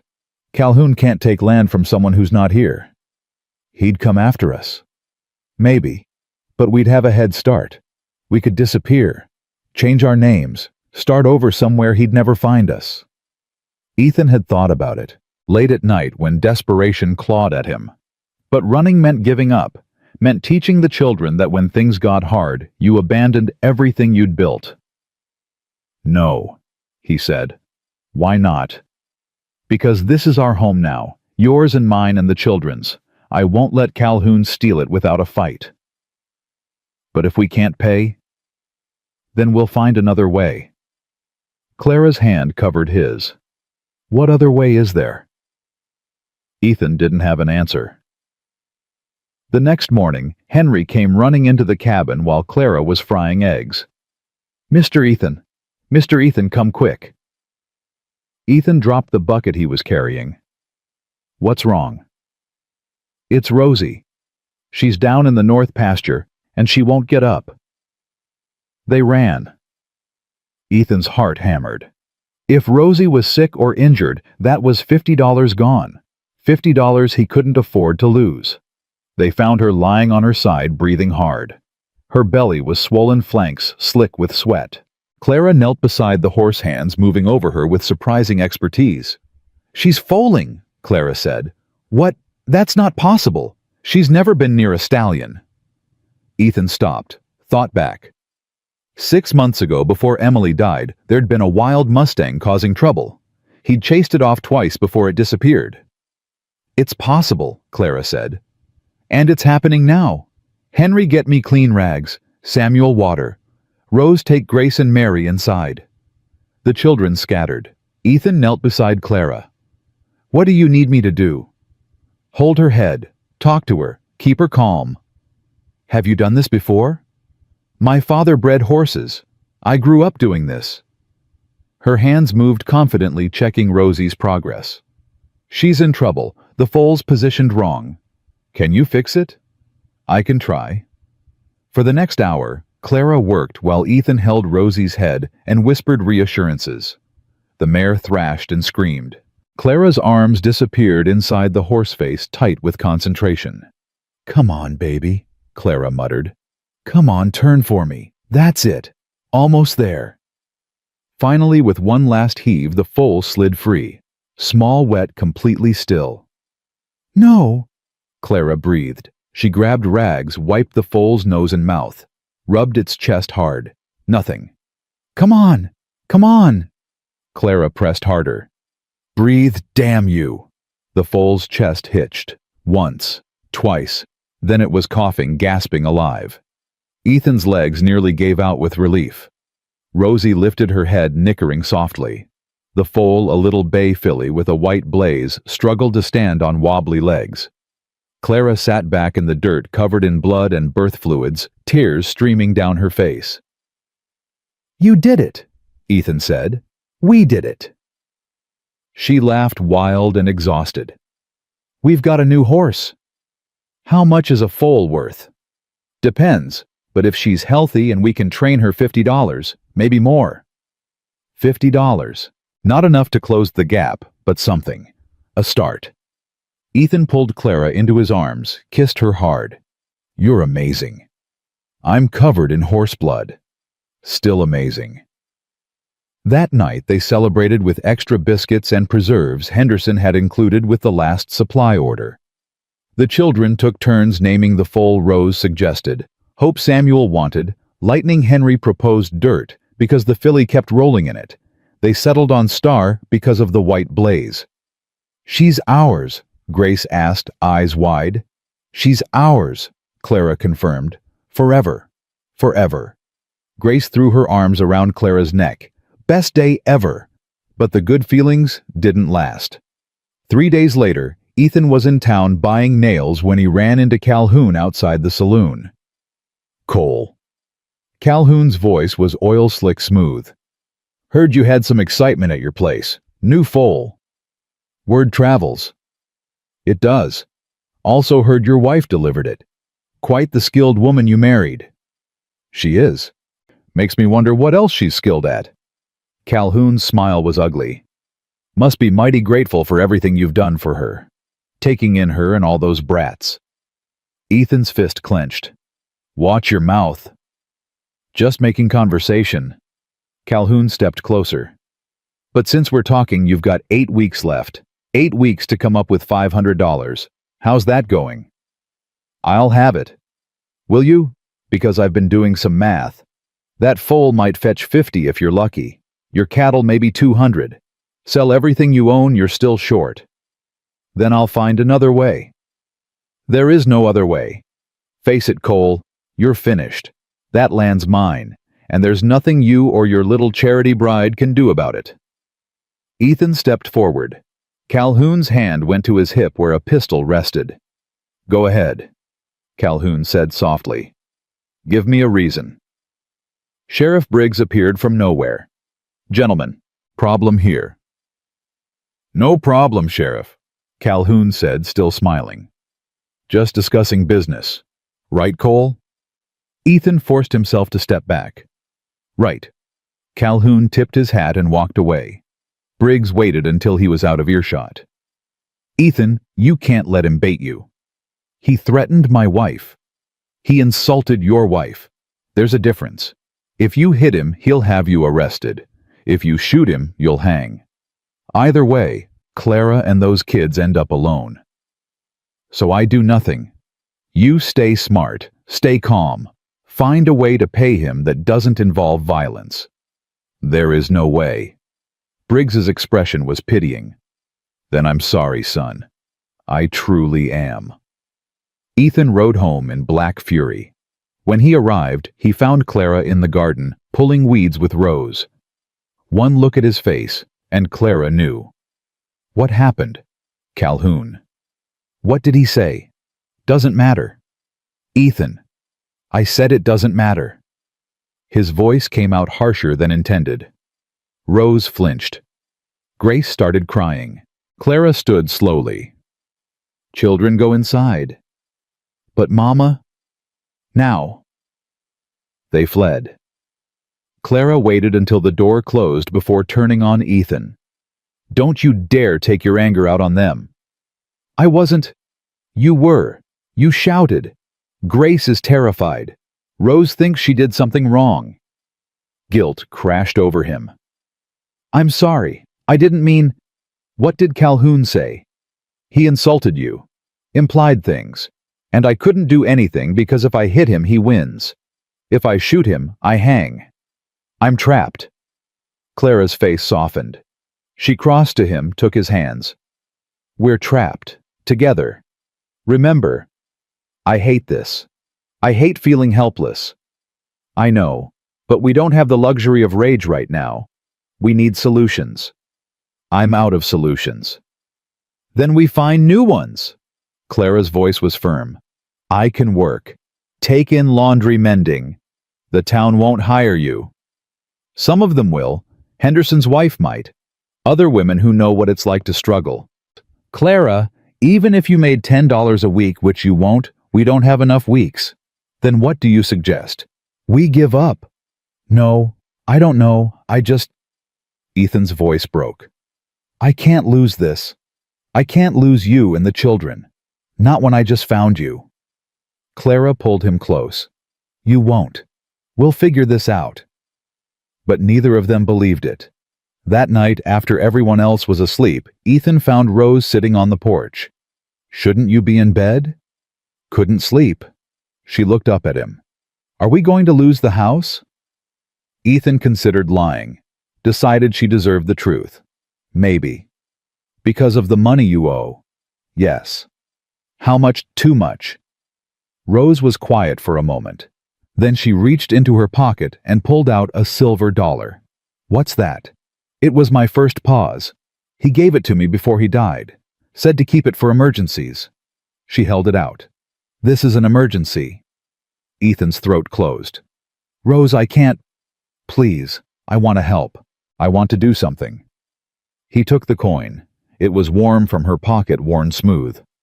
"Thank you." "Will it be enough?" "No, but it's a start." Rose leaned against him. "I'm scared." "Me too." "But you're not giving up." "Never." "Good. Because Mama's happy now. She smiles. She sings. She doesn't cry at night anymore. I want her to stay happy." "So do I." They sat together until Rose's head drooped with exhaustion. Ethan carried her inside, tucked her into bed beside her brothers. Clara was awake when he returned. "What did Rose give you?" He showed her the silver dollar. Clara's eyes filled with tears. "That was all she had from Daniel." "I know. We can't take it. We already did, and we'll honor it, somehow." 2 weeks before the deadline, Reverend Walker came calling again. This time he brought company a dozen families from the freedmen settlement east of town. "We heard about your trouble," Walker said. "Thought we might help." Ethan stared at the group gathered in his yard. Men and women he barely knew. Families who had nothing to spare. "I can't ask you to..." "You're not asking. We're offering." A woman stepped forward, holding out a small cloth bag. $7. It's what we could gather." Another man came forward. $4 and some tools you can sell." A child couldn't be more than 6 held out 2 pennies. "For Mr. Ethan." One by one they came forward. $5 here, $2 there. Coins, tools, a silver watch, a gold ring. By the time the last person stepped up, there was a pile on the porch. Ethan counted it with shaking hands. $73. "I don't know what to say." "Don't say anything," Walker said. "Just pay it forward when you can." "Why?" "Why would you do this for me?" "Because you helped someone when no one else would. That matters to us." Walker's eyes held weight of years and suffering and survival. "We know what it's like to be cast out, to have doors slammed, to be judged for things beyond our control. When someone stands up and does right, we stand with them. Clara came outside, drawn by the voices. When she saw the crowd, the money, she covered her mouth. "Thank you," she whispered. "Thank you all." After they left, Ethan and Clara sat on the porch counting money. Rose's $1, the freedmen's $73. The cattle would bring $180, the foal $50, tools and saddle $45, $448, still short by $52. "We're close," Clara said. "So close." "Not close enough. Maybe Henderson will extend credit, or Briggs, or they won't. We've asked everyone who'd help. The only people left are the ones who want to see us fail." Clara's hand found his. "Then we'll sell the foal early. She won't fetch full price, but—" "No." Ethan's voice was firm. "That foal's our future, our insurance. I won't sacrifice it for Calhoun." "Then what?" He didn't have an answer. The night before the deadline, Ethan couldn't sleep. He lay beside Clara, listening to her breathe, watching moonlight paint patterns on the ceiling. Everything he'd built, everything they'd built together would be gone tomorrow. The cabin, the land, the home they'd made for 5 children who had nowhere else to go. He thought about running again, about packing in the night and disappearing into the west. But he'd made a promise. To Clara, to the children, to himself. No more running. At dawn, he rose and dressed in his best clothes. Clara woke, saw him, and her face crumpled. "It's today." "Yeah." "What time?" "Noon. At Calhoun's office." She got up, helped him with his collar. Her hands shook. "I'm coming with you." "Clara." "I'm your wife. I'm coming." They rode to town together, children left with Rose in charge. The morning was hot, already promising a scorching afternoon. Austin was busy Saturday, people shopping and socializing. They stared as Ethan and Clara passed, some sympathetic, others gleeful. Everyone knew what was happening today. Calhoun's office sat above the saloon. They climbed the stairs, each step heavier than the last. Inside, Calhoun sat behind a massive desk, Sheriff Briggs standing awkwardly in the corner. "Cole, Mrs. Cole, right on time. We're here to pay." "Are you now?" Calhoun's smile was predatory. "Let's see it then." Ethan pulled out every dollar, every coin, laid it on the desk, Rose's silver $1 on top. Calhoun counted slowly, deliberately, making them wait, making them sweat. Finally, he looked up. $448. "That's what we have. The debt is $500. "I know. But—" "No buts. The contract is clear. Full payment by today, or foreclosure begins. We're only short by $52. Might as well be $5,000. A debt's a debt." Calhoun leaned back in his chair. "Unless you've got something else to trade." Ethan's mind raced. He'd sold everything. There was nothing left except the foal, he heard himself say. Clara's hand grabbed his arm. "Ethan, no. The foal's worth 50, maybe more. She's 3 weeks old. She's not ready to be sold. Doesn't matter, it's all we have." Calhoun's smile widened. "A foal, unbroken, untrained, might not even survive to maturity. I'll give you 30. She's worth 50. To someone who has time to wait. I don't. 30. Take it or leave it." Ethan looked at Clara, saw the devastation in her eyes. That foal represented hope, a future, everything they'd worked for. But losing the land meant losing everything else. "Done," Ethan said. "No." Clara's voice was sharp. "Ethan, please, not Star. We don't have a choice."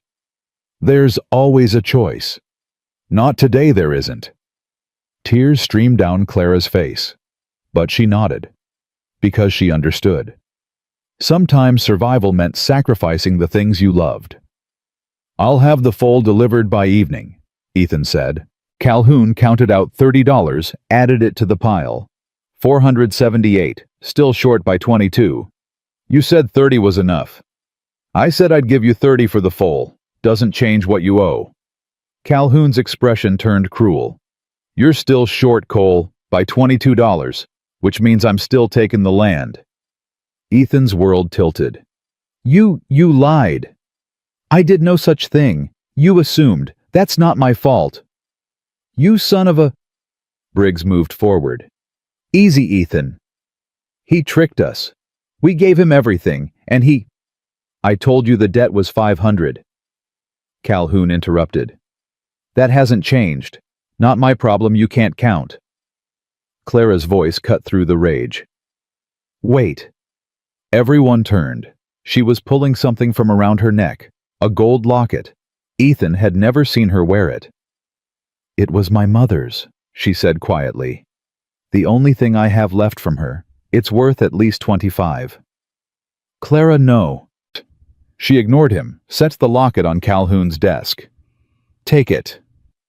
Calhoun picked it up, opened it. Inside were two small portraits, a man and a woman painted in miniature. Your parents? Yes. He studied it, then closed it with a snap. $22. Exactly what you need. Clara nodded. Then we're paid. In full. Calhoun set the locket aside, pushed the pile of money back toward Ethan. No. What? I said no, the debt's not satisfied. But you just said... I said the locket's worth $22. To someone who cares about sentimental trinkets. I don't, so I'm not accepting it. The room went silent. You can't do that, Clara whispered. I can do whatever I want. It's my debt. My terms. You never intended to let us pay. Ethan's voice was dead. This was always going to end with you taking the land. Smart man, finally catching on. Why do you hate me this much? Calhoun stood, walked to the window. Your wife. Your first wife. Emily. What about her? I asked her to marry me, before you came to town, before you swept in with your hero act and your charm. I asked her and she said no, said she didn't love me, could never love me. Understanding crashed over Ethan. This is about Emily. This is about a woman choosing a broke rancher over a successful businessman. About watching her waste herself on you. About... Calhoun's voice broke. About her dying before I could change her mind. So you're punishing me. Punishing Clara and those children. I'm taking what should have been mine from the start. Emily's gone. But destroying you, that's something. Ethan lunged. Briggs caught him. They struggled. Clara screamed. The door burst open. Henderson stood there, out of breath, holding papers. Stop. Everyone stop. They froze. Jeb? Ethan managed. I've been going through old records, looking for anything that might help, and I found this. He held up a deed. Emily's property, from before you were married. Emily didn't have property. She did. Small plot, 5 acres on the north end of town. Her father left it to her. It's been sitting empty for years. What does that matter? Because when she died, it passed to you as her husband, and it's worth... Henderson checked his notes. $500, maybe more. The room went silent. So you're saying... Clara started. I'm saying Ethan owns land worth $500, which means he can take a loan against it, which means... Henderson smiled. Which means he can pay Calhoun in full. Calhoun's face went purple. That's not, you can't. I can. The deed's legal. Filed and registered. Ethan's been the owner for 2 years and didn't know it. Henderson set the papers on the desk. I'm prepared to loan him $500 against that property. Right now. Ethan stared at the deed, at Emily's name written in careful script, at the gift she'd given him from beyond the grave. Emily, he whispered, you saved us.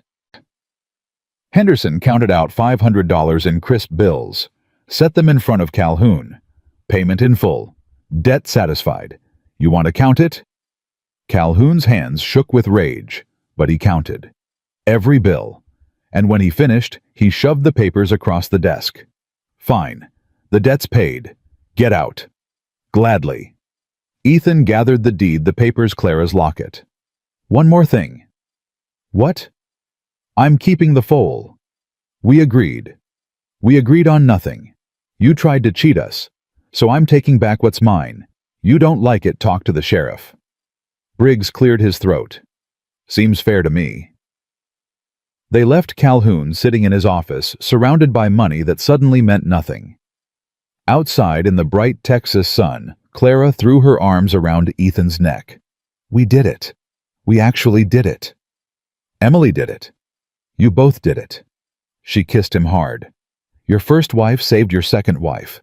That's incredible. Ethan held her close, breathing in the scent of soap and sweat and survival. Let's go home. They rode back together, stopping at Henderson's to sign loan papers.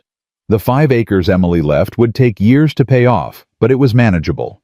Small payments, reasonable terms. When they reached the cabin, the children came running. Rose's face was tear-stained. Is it done? Are we leaving? No, sweetheart, Clara said. We're staying. Forever. Forever. Grace grabbed Ethan's leg. We get to keep Star. We get to keep Star. The children erupted in cheers. Even Henry smiled, though he tried to hide it. That night, after everyone was asleep, Ethan walked to Emily's grave. He knelt by the marker, touching the weathered wood. Thank you, he said simply, for everything, for loving me, for leaving me something to hold on to, for... His voice broke. For letting me love again. I hope you understand. I hope you approve. The wind picked up rustling through the grass, and Ethan could have sworn he heard her laugh, light and free and full of joy. He returned to the cabin where Clara waited, where children slept safe, where a new life had taken root in the ashes of the old. And for the first time in 2 years, Ethan Cole felt something that had nothing to do with grief or guilt or the past. He felt peace. 3 months after they paid Calhoun, autumn came to Texas with cooler mornings and the promise of rain. The ranch transformed under Clara's determined hands. The garden produced squash beans and late tomatoes. The cattle fattened on the last of the summer grass. Star grew strong and playful, following Grace everywhere like an oversized dog. And Clara's belly began to swell with new life. She told Ethan one morning while they were collecting eggs, just turned to him with her hand on her stomach and said, I'm carrying. Ethan dropped the basket. Eggs splattered in the dirt. Are you sure? I'm sure. About 2 months along, due in spring. He pulled her close, pressed his forehead to hers. A baby. Are you happy? Happy, Clara, He couldn't find words big enough. I'm everything. She laughed, crying at the same time. I was afraid you'd think it was too soon. Too much with the other children and the ranch, and it's perfect timing. It's a gift. That night they told the children. Rose clapped her hands. The twins argued about whether it would be a boy or girl. Grace climbed into Clara's lap and put her ear to her belly. I can't hear anything. You will, in a few months. Will the baby like me? The baby will love you. Henry sat apart, quiet. After the others went to bed, he approached Ethan on the porch. Mr. Ethan. Yeah, bud. The new baby. Will you love it more than us? Ethan's heart cracked. Come here. Henry came closer. Ethan pulled him down to sit beside him. Listen to me. That baby's going to be my blood. But you know what? So are you. You and Rose and Samuel and Grace and Mary. Blood's not about who you're born to. It's about who you choose. And I choose you. All of you. Forever. You mean that? With everything I am. Henry leaned against him. Good. Because I choose you too. Even if you're annoying sometimes. Ethan laughed. Fair enough. The next morning brought unexpected visitors. Henderson rode up with his wife Martha, both of them carrying covered baskets. "Morning, folks," Henderson called. Clara came outside wiping flour from her hands. "Mr. Henderson?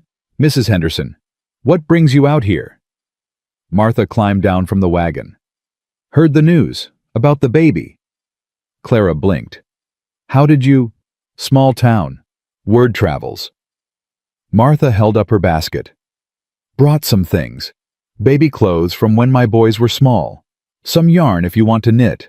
Herbs for the sickness if it gets bad. I can't accept—" "You can and you will. Consider it payment." "Payment for what?" Martha's expression softened.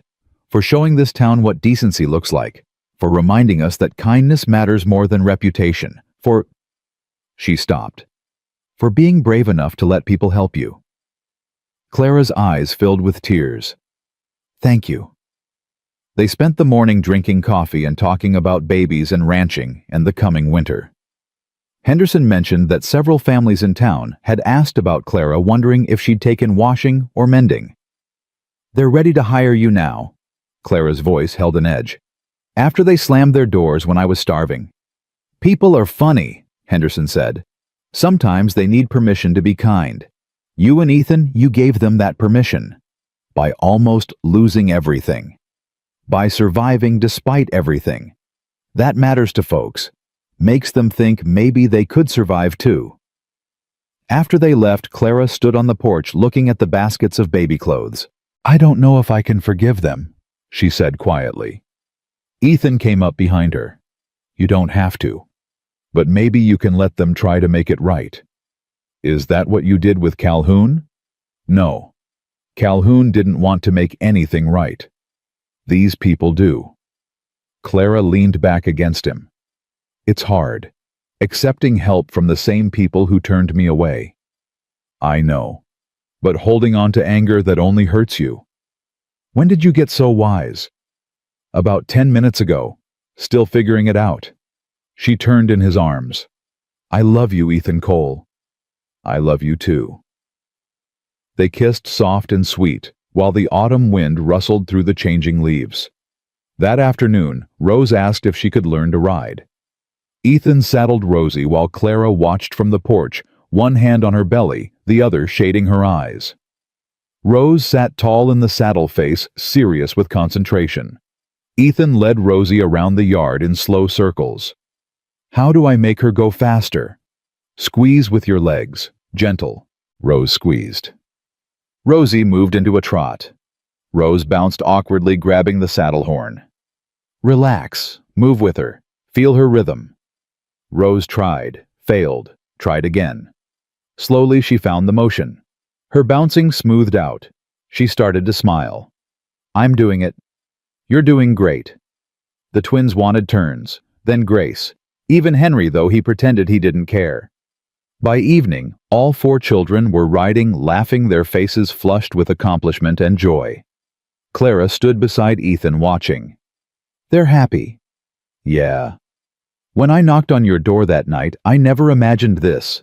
Never thought we'd—" She stopped. "Never thought we'd have a life. We almost didn't. But we do. And Ethan, I know I don't say it enough, but thank you. For opening that door. For letting us stay. For choosing us. You don't have to thank me. I do. Because not everyone would have done what you did." Ethan watched the children ride. "My pa told me something once. Said the measure of the man isn't how much he has. It's what he does with what he's given. I didn't have much. But I had a door, and you knocked. Everything else, that's just us figuring it out together." Clara kissed his cheek. "Your pa raised you right." He tried. That night after supper, Rose asked Ethan to teach her letters. They sat at the table with Emily's old Bible, Rose, sounding out words while Ethan corrected her gently. "Blessed are the meek, for they shall inherit the earth." Inherit. Keep going. "Blessed are the merciful, for they shall—" Rose stopped. "Mr. Ethan, what does merciful mean?" Means showing kindness to people who don't deserve it. Like you did with us. Ethan's throat tightened. Like your mama did with me. I was drowning when you knocked. She threw me a rope. Rose thought about that. Then we saved each other. Yeah, I guess we did. 2 weeks later, trouble came again. Not from Calhoun this time, but from nature. The rain started at dawn and didn't stop. Not the gentle autumn rain Texas needed, but a deluge. Water pounded the roof, turned the yard to mud, swelled the creek to a raging torrent. By afternoon, water was seeping under the cabin door. We need to move everything to high ground, Ethan said. They worked frantically. Ethan and Henry carried supplies to the barn. Clara and Rose stuffed rags under doors. The twins helped Grace and Mary to the loft where it was dry. The creek kept rising. The cattle, Clara said suddenly. They're in the low pasture. Ethan looked out at the sheeting rain. The creek stood between him and the cattle, already too high to cross safely. I'll get them. Ethan, no. It's too dangerous. If I don't, they'll drown. That's our whole herd. Then I'm coming with you. Clara, you're pregnant. And you're going to risk your life for 12 cows, not without me. They argued. Clara won. They rode out together into the storm, leaving Rose in charge. The rain was so heavy they could barely see. Lightning cracked overhead. Thunder shook the ground. The creek was worse than Ethan feared.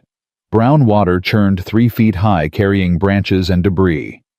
No way to cross on horseback. We'll have to wade, he shouted over the storm. Are you insane? You have a better idea? Clara didn't. They dismounted, tied the horses to a tree. Ethan went first, Clara gripping his hand.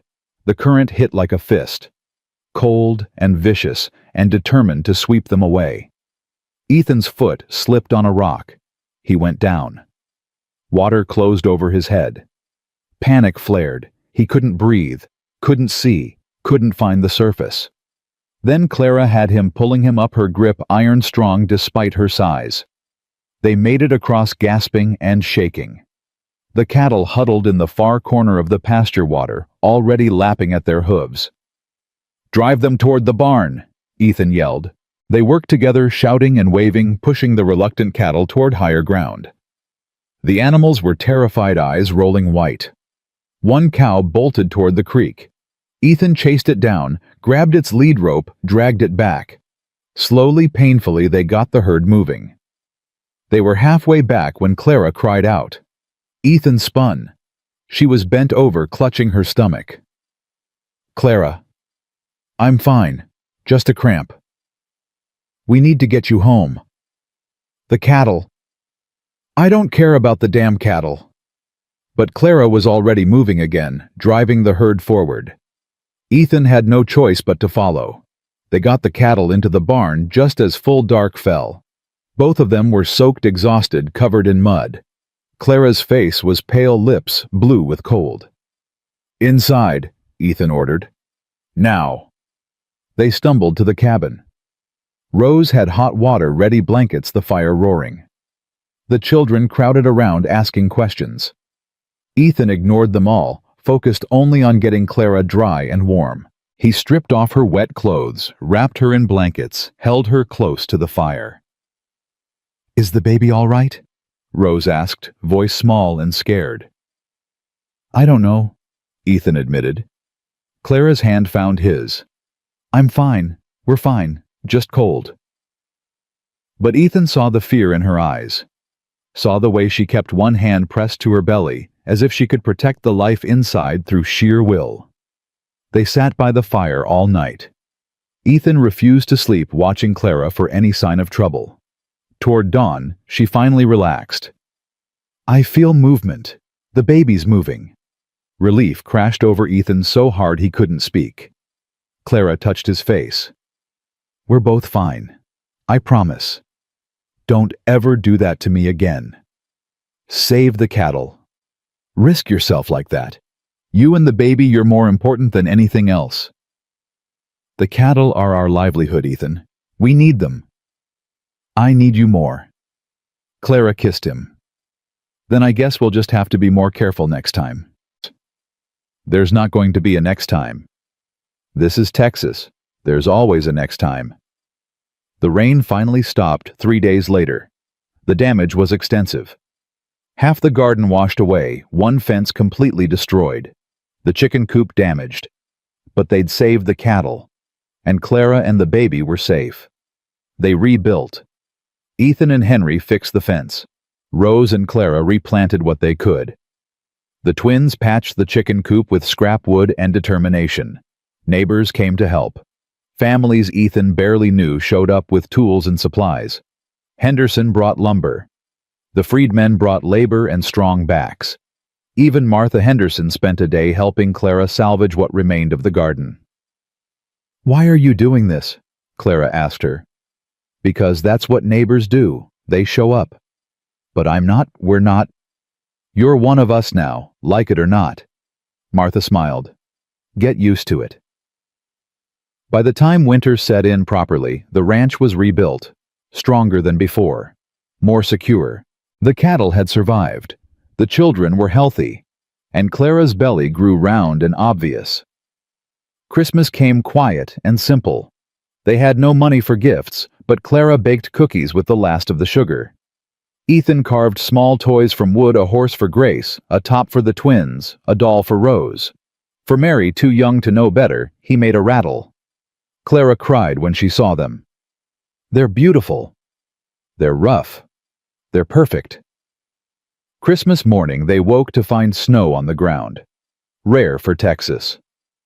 The children ran outside squealing, throwing snowballs, making angels. Even Henry laughed. Really laughed, as Samuel dumped snow down his shirt. Ethan and Clara stood on the porch watching. "This is what I wanted," Clara said softly. "When I walked 8 miles with starving children. When I knocked on your door. This. Family. Safety. Joy. You got more than you bargained for. I got exactly what I needed." She leaned against him. "I got you." Spring arrived with wildflowers and new grass.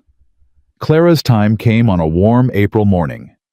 She woke Ethan before dawn, face tight with pain. It's starting. Ethan's heart stopped. Now. Now. He sent Henry racing for Martha Henderson, sent Rose to boil water, sent the twins to keep Grace and Mary occupied. Then he held Clara's hand while she breathed through contractions that came faster and faster. Martha arrived within an hour. She took one look at Clara and nodded. "She's ready. Ethan, you need to leave." "I'm staying." "This isn't..." "She's my wife. I'm staying." Clara gripped his hand. "Stay." So he did. Held her hand, wiped her forehead, whispered encouragement while she screamed and pushed and fought to bring their child into the world. It took hours. Terrible, endless hours where Ethan was certain he'd lose her. Certain this was God's punishment for daring to be happy again.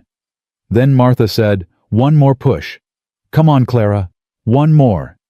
Clara pushed, screamed, and suddenly there was a new sound in the cabin, a baby crying. "It's a boy," Martha announced, healthy and loud. She cleaned him quickly, wrapped him in a blanket, placed him in Clara's arms.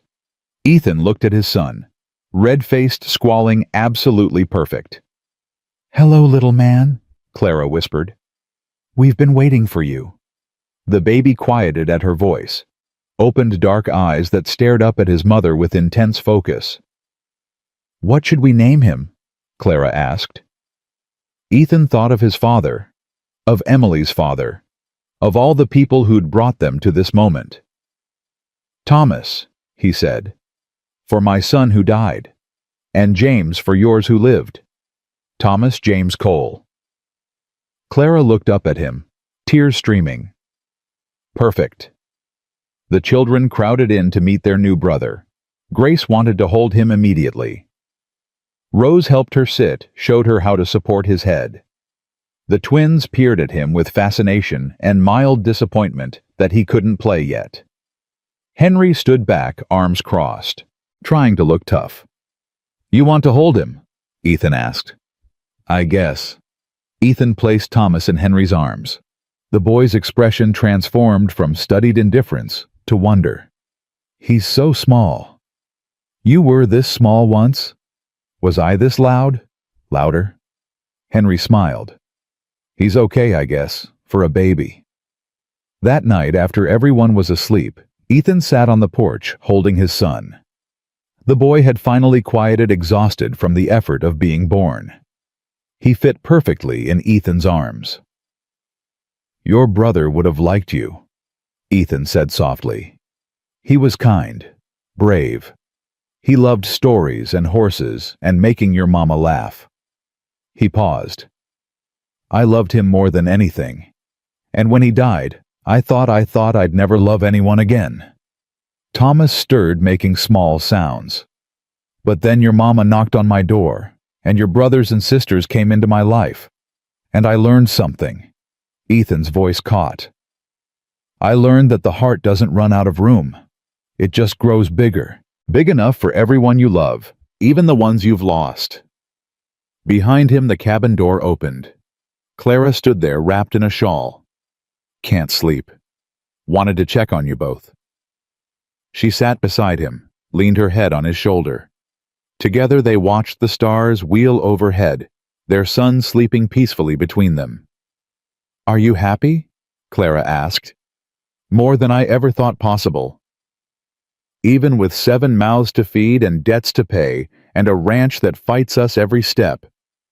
Especially because of that. This, he gestured at the cabin, the land, their sleeping son. This is what matters, not money, not comfort. This, family, love, a reason to wake up fighting. Clara took his hand. I love you, Ethan Cole. I love you too. They sat in comfortable silence. Eventually, Clara dozed off, head on his shoulder. Ethan stayed awake, memorizing this moment, his wife, his son, his life. Morning came soft and golden. The children woke one by one, tiptoeing to see their baby brother. Rose held him while Clara made breakfast. The twins argued about who got to play with him first. Grace sang to him off-key but enthusiastic. After breakfast, Ethan walked to Emily's grave. He knelt by the marker, fresh flowers in his hand. I wanted to tell you, he said to the weathered wood. We had a son. Named him Thomas, after yours, after ours. I thought you'd want to know. The wind picked up, carrying the scent of wildflowers and new grass. Clara's wonderful. The children are thriving. Rose is reading at a 6th grade level. Henry finally trusts me. Samuel can rope a calf. Grace talks non-stop. And Mary. He smiled. Mary started walking last week. He placed the flowers at the base of the marker. I'll always love you, Emily. Always. But I'm not haunted anymore. I'm not living in the past. I'm building something new. Something that honors what we had while making room for what I have now. He touched the marker gently. Thank you. For everything. For loving me. For leaving me that land. For... His voice broke. For letting me go. When he returned to the cabin, Clara was on the porch nursing Thomas. She looked up and smiled. You okay? Yeah, I'm good. Did you tell her? I did. And I think she approves. Clara patted the space beside her. Ethan sat. She leaned against him, Thomas nursing contentedly. What happens now? She asked. What do you mean? I mean, we've survived. We beat Calhoun. We saved the ranch. We have a baby. What comes next? Ethan thought about it. We live. We work. We raise these kids. We grow old together. That's it. That's everything. Clara smiled. Yeah. I guess it is.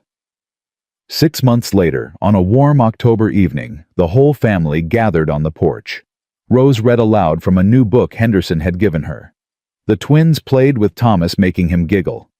Grace and Mary chased fireflies in the yard. Ethan and Clara sat in the rocking chairs watching their children play. Clara's hand rested on Ethan's arm.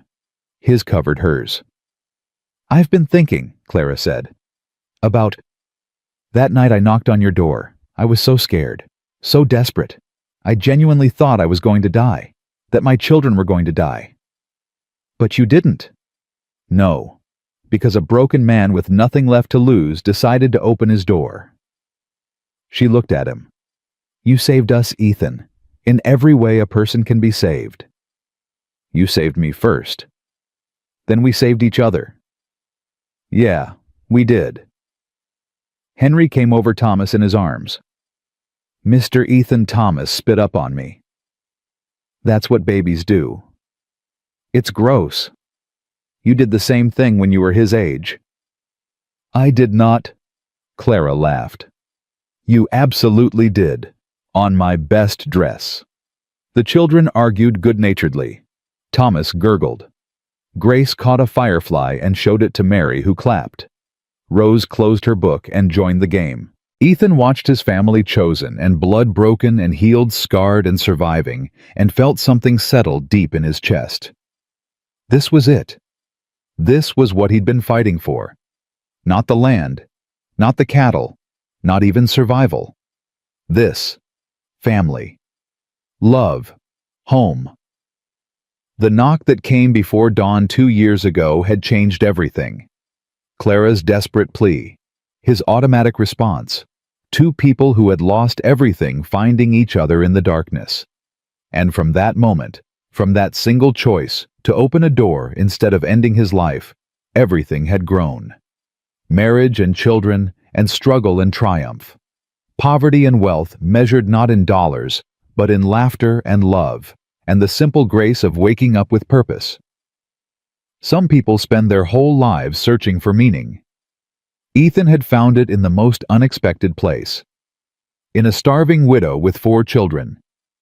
In the decision to help when helping seemed impossible. In the daily choice to keep fighting even when the world said quit. He'd lost Emily and Thomas. That grief would never fully fade. But he'd gained Clara and Rose and Henry and Samuel and Grace and Mary and baby Thomas. He'd gained a second chance at the life he thought was over. And that was more than enough. Clara squeezed his hand. What are you thinking about? About how lucky I am. Lucky we almost lost everything. But we didn't. We're here, together. That's not luck. That's grace. Maybe both. Maybe. The stars came out one by one.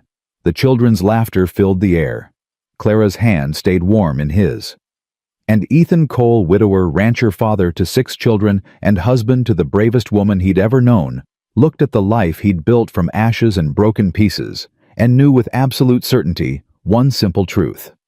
Sometimes the worst night of your life leads to the best morning you never saw coming.